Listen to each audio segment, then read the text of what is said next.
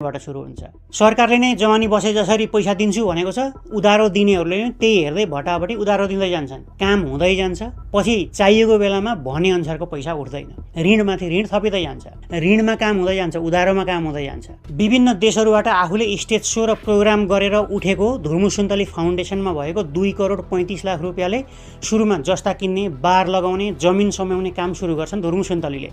काम सुरु हुन पाएकै छैन, स्थानीय राजनीति घुसेर लगाइसकेको बार पनि सुरुमै भत्काइदिए, डोजर चलाइदिए, रुन न हाँस्नु बनाइदिए भन्छन् धुर्मु। सुन्नुहोस्, अब यो एकदमै दुःखद घटना घटेको छ।